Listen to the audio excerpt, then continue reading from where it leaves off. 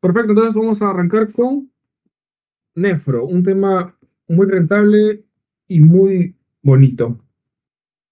No sé si podemos hablar de todo, pero vamos a hablar aunque sea de la punta del iceberg. ¿Ok?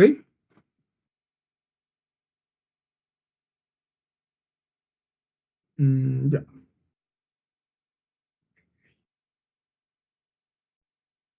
ya estamos. Compartir, vamos a dejar de compartir esto. Se va, se va a mantener,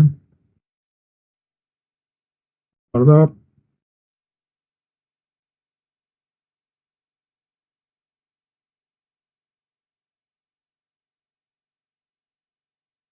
Ya, se va,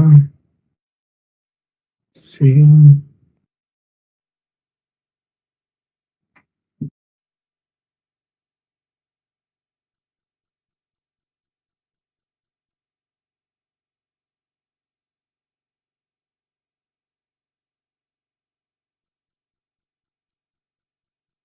ya, perfecto.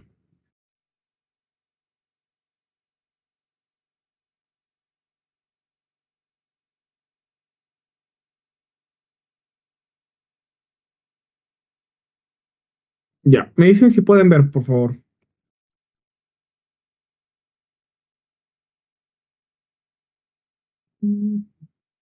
Ah, ¿tú?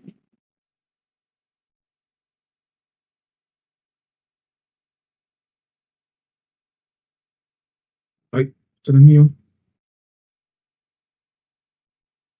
Y ahora sí, ya, perfecto. Empezamos. Uy, ¿por qué sale esto? Qué raro.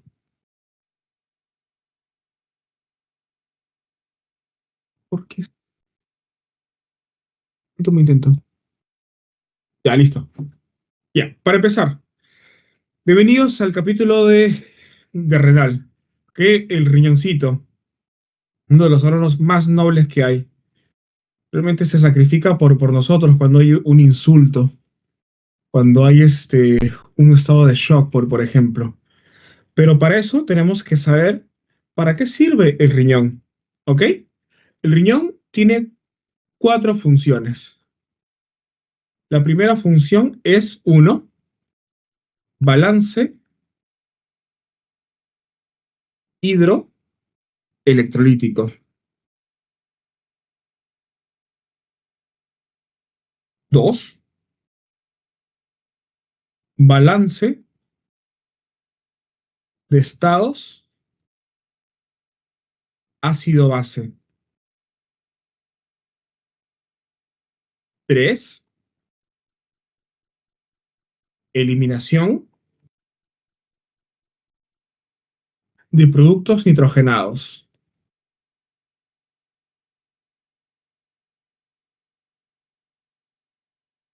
Y finalmente, una función hormonal.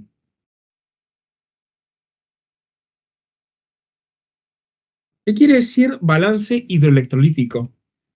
Quiere decir que el riñón maneja agua y electrolitos. ¿Qué electrolitos? Por ejemplo, el sodio, el calcio, ¿qué más? El magnesio, el potasio, el fósforo, muy bien, entre otros. ¿Qué quiere decir balance de estados ácido-base? Ustedes tienen un pH, ¿no? Un potencial de hidrógeno, tanto arterial como venoso. ¿Ok? Es un estado en la cual ustedes encuentran más o menos el pH de su sangre aproximadamente es de 7,35 a 7,45 si hablamos de un pH arterial. Obviamente varía cuando es venoso. Quiero que me averigüen de cuánto es. ¿Ok? Obviamente los estados, los extremos son malos, matan. ¿Ok? La acidosis metabólica, por ejemplo, es un estado que te mata. ¿Ok? Um, se- ¿Están ahí, no? porque se me fue una pantallita. Solamente quiero que alguien me confirme nada más. ¿Están ahí? Sí, Sí, ¿no? doctor. Ya, Sí, listo. doctor. Listo. Entonces, 3, eliminación de productos nitrogenados. ¿Cuáles son estos productos? La urea y la creatinina. ¿Ok? ¿De dónde obtengo urea? Del metabolismo de las proteínas. ¿De dónde obtengo creatinina? Vamos a poner acá. Creatinina. Del metabolismo de los músculos. Es un producto de desecho muscular. ¿Ok? Y hormonal. ¿Cuáles esos productos hormonales? Son más, son varios. Voy a mencionar dos nada más, los más importantes. Tenemos eritropoyetina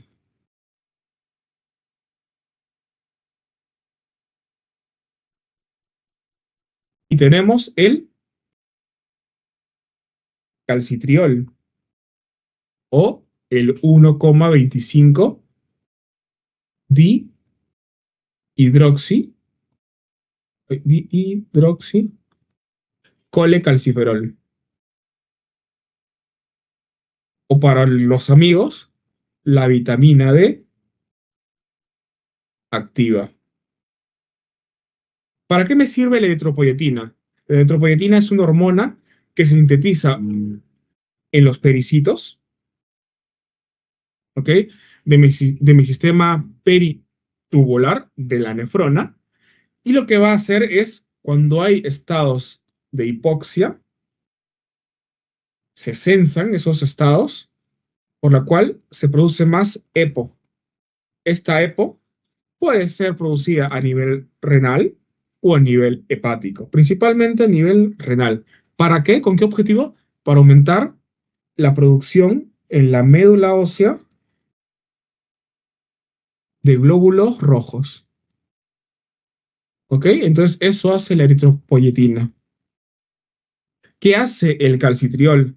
Es la vitamina D. El calcitriol, básicamente, miren, acá yo tengo, por ejemplo, acá tengo mi piel. ¿Ok? Acá tengo mi estertocórneo, mi dermis papilar, mi dermis reticular. Acá tengo mi dermis, luego al final mi hipodermis acá. Acá somos sus folículos pilosos, ¿ok? Ustedes van a obtener vitamina D de dos maneras. Por el 7 dihidrocolesterol que se encuentra en la piel, en la parte grasa, por el tejido celular subcutáneo, o por la dieta. ¿Puedo ver acá? Dieta. ¿Ok? ¿Qué alimentos son ricos en fósforo? Los huevos, el salmón, el atún, los champiñones. ¿Ok? Entonces, en la dieta lo tengo en dos maneras. El D2, que es el ergocalciferol, y el D3, que es el colecalciferol. Por medio de la radiación UV se metaboliza este dihidrocolesterol, ¿ok? Y por unas enzimas en el intestino se metabolizan estos dos. A las finales, ¿qué me van a dar ambos? El colecalciferol. Este colecalciferol es la vitamina D inactiva. Este colecalciferol literalmente tiene que pasar uno por el hígado para hidroxilarse.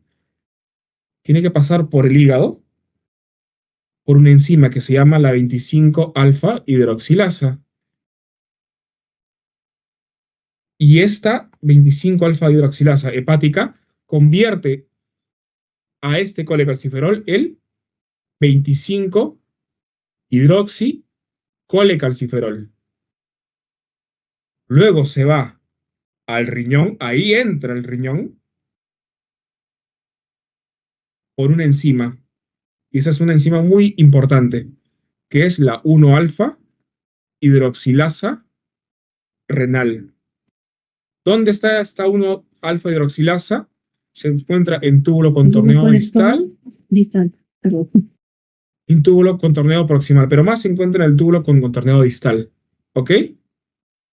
¿Y qué me hace? Me convierte la 1-alfa, perdón, me convierte la 25 hidroxicolecalciferol en 1,25 dihidroxicolecalciferol. Este, o calcitriol, es la forma activa. Hace muchas cosas. Por ejemplo, ¿qué creen que puede hacer? Por ejemplo, en el intestino aumenta la absorción de calcio y de fósforo. En el hueso aumenta la mineralización. ¿Ok? Entonces, lo que voy a hacer es, como sea, aumentar el calcio en sangre. ¿Qué pasará en la injuria renal aguda o en el insulto renal? En la injuria renal aguda o en el AQI, o antiguamente llamado IRA, insuficiencia renal aguda, se afectaban, ¿cuáles las funciones? Se afectaban estas tres funciones. Pero en la enfermedad renal crónica se afectan todas.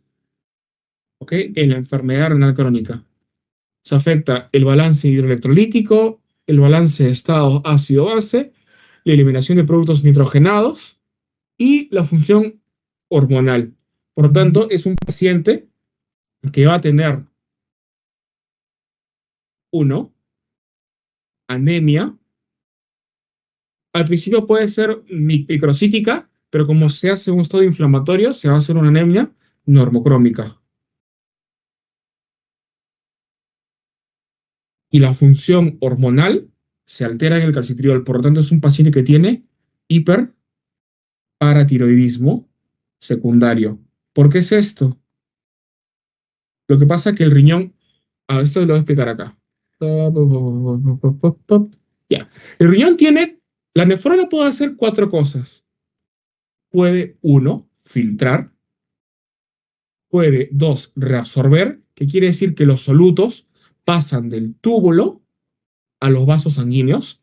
Puede secretar, que es del vaso sanguíneo peritubular o el capilar peritubular hacia la luz, eso se llama secreción. Y la última fase, que es la excreción, que es cuando se forma la orina. Esas son las cuatro cosas que puede hacer. ¿Qué pasa en la enfermedad renal crónica?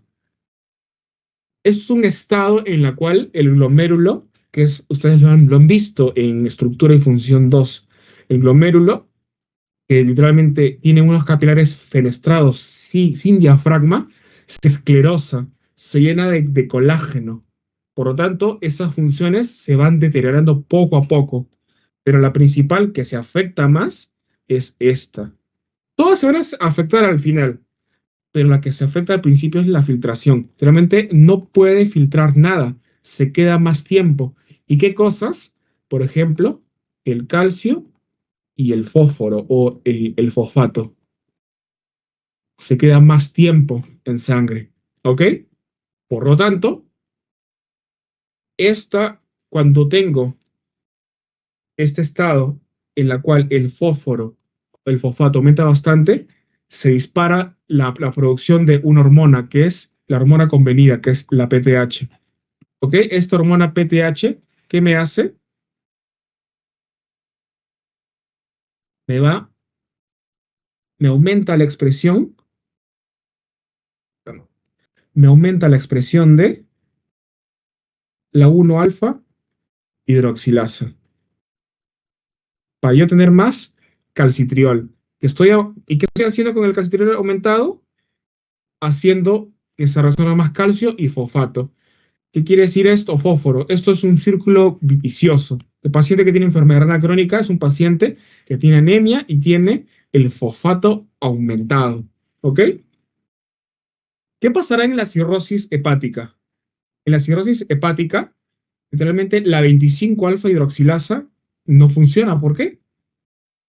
Porque es un hígado que no funciona. Esto es en la cirrosis hepática.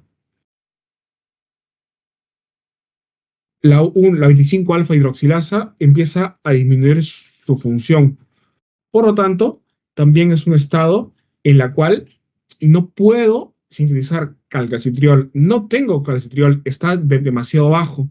Por lo tanto, los huesos se van a empezar a desmineralizar. Si acá afecta la cirrosis hepática, la enfermedad renal crónica, lo que aumenta es la paratormona. Vamos a ponerle acá sinergismo, enfermedad renal crónica. ¿Ok? Perfecto. Unos 10 minutos más. Entonces, este es su riñoncito, ¿ok?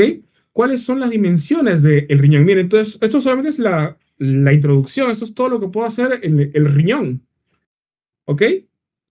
La pregunta es, ¿cuáles son las dimensiones del riñón? ¿Por qué les interesa saber esto?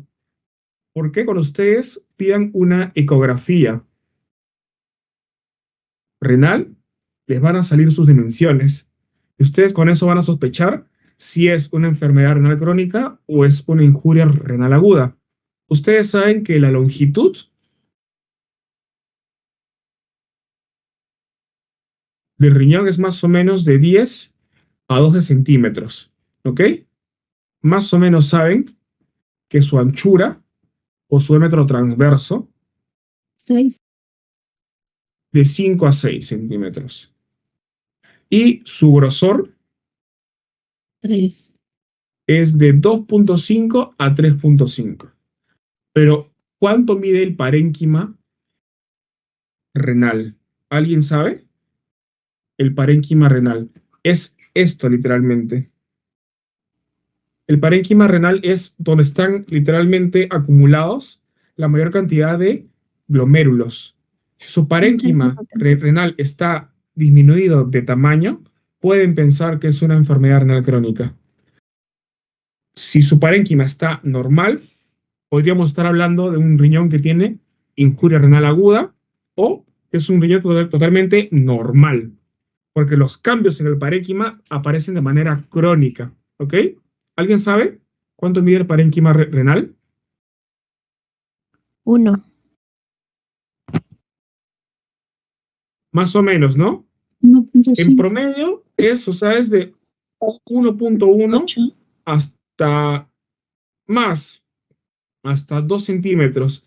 En promedio es 1,4 centímetros. Estos son valores que les van a venir en su ecografía renal, definitivamente. ¿Ok? Ya, listo. Obviamente, si tengo un grosor del parénquima renal, vamos a estar pensando que puede ser una enfermedad renal crónica. ¿Ok? Miren, acá tengo una, un sistema, un hilio renal, ¿no? Acá tengo mi arteria renal, mi vena renal y mi uréter. La arteria renal tiene 5 segmentos.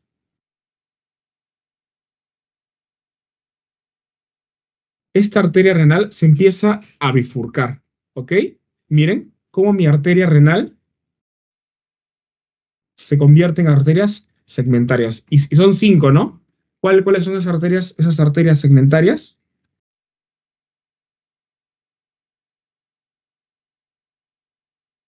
1, 2, 3, 4. ¿Alguien recuerda cuáles son esas arterias segmentarias?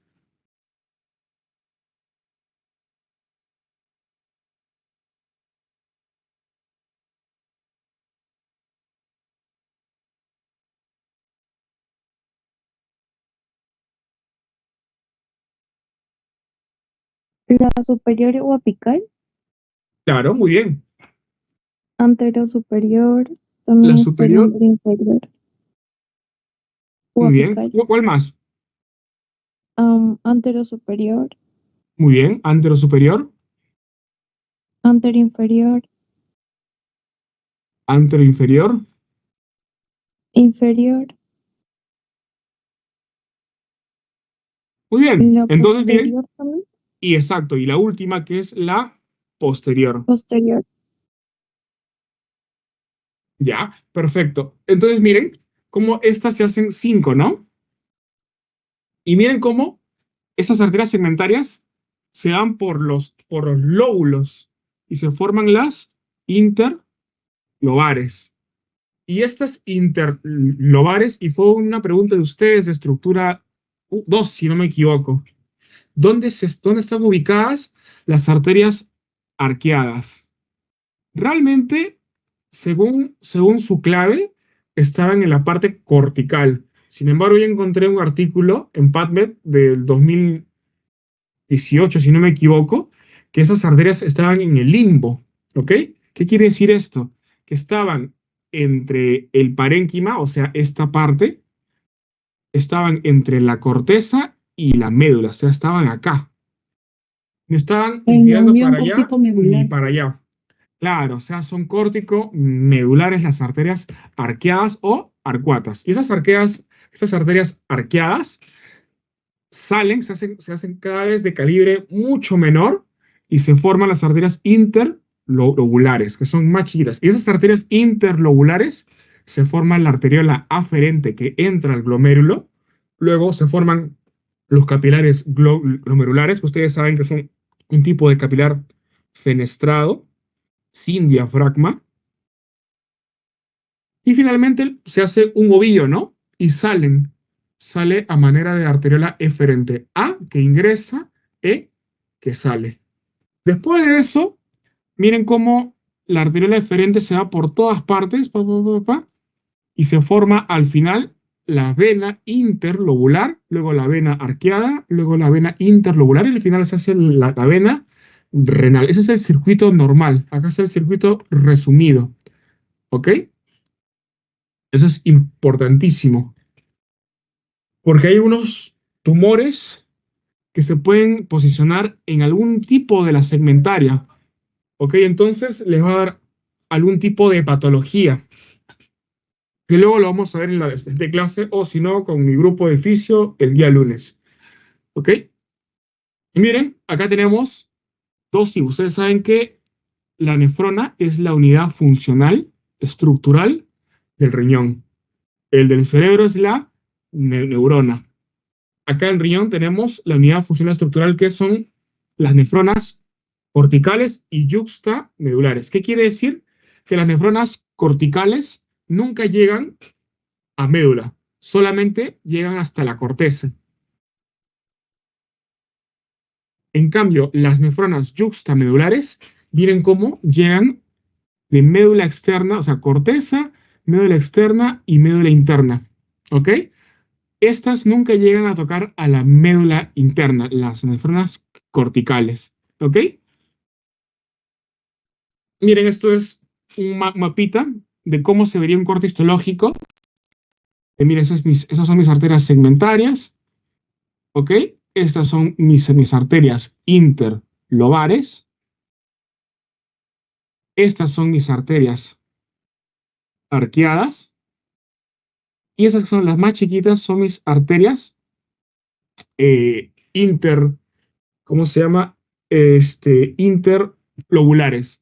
Lobulares. Sí, interlobulares. Al final, la moraleja es que las arterias arqueadas se encuentran entre la corteza y la médula. Ha sido por pregunta de examen, entonces es, por así decirlo, una high yield, por no decir una fija.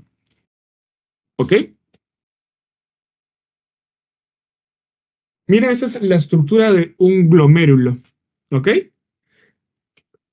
Entonces, hay que entender esto para poder entender cómo se distribuye el agua y cómo va a ir hacia el riñón. Entonces, eso lo vamos a ver en la siguiente clase que va a ser este viernes. Igual, por favor, el delegado de este grupo se comunica conmigo para coordinar mejor. ¿Ok?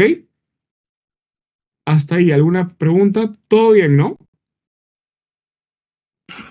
Sí, doctor. Listo, chicos. Entonces,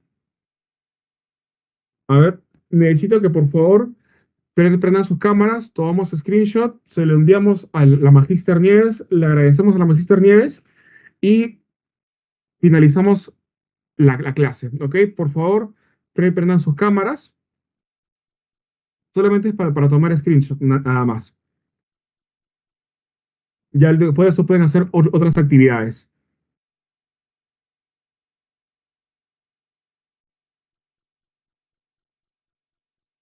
Chicos, por favor, prendan sus cámaras.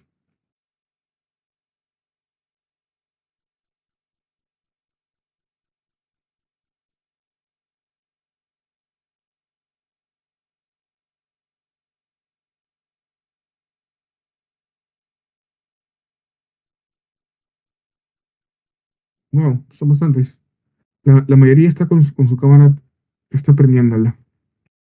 Lucero, Esmeralda, Stephanie, si ya se durmieron, despiértense y prendan sus cámaras, por favor. Ruth, Irma, Shirley, Leonardo, Cris, Enciso, Lucero, Anthony, Alexandra. Miluska, ¿deseas hablar?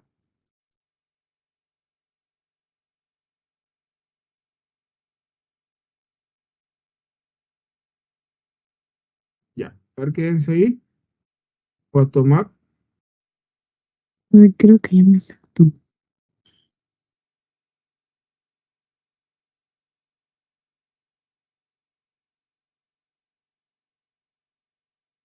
Un momento.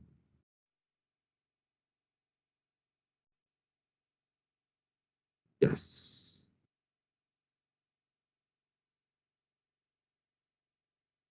Quédense ahí, quédense ahí.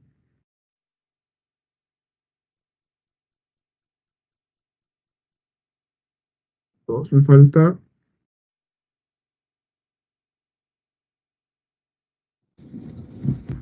Ya, entonces, ya está, chicos. Entonces, ya con eso hemos culminado hasta la siguiente semana. ¿Ok? Doctor, una consulta. ¿Qué pasó? Cuéntame. ¿Qué días da clases usted en la universidad? Mm, bueno, depende. A veces los lunes, a veces los viernes, otras veces los martes y miércoles. A ciclos, a ciclos de donde tiran los cursos de fisiología, ¿no Claro. tiene un día exclusivo, por así decirlo? Ah, sí, los lunes, los lunes. ¿En qué horario? Disculpe. Bueno, no, o sea, creo que no está prohibido que ingresen a esos horarios. Pero igual es los lunes, igual déjame consultarlo con el encargado, ¿ok? Está bien, doctor. Listo. Pues, chicos, entonces, disfruten de su fin de semana. Gracias, buenas noches. Gracias, doctor. Gracias, doctor.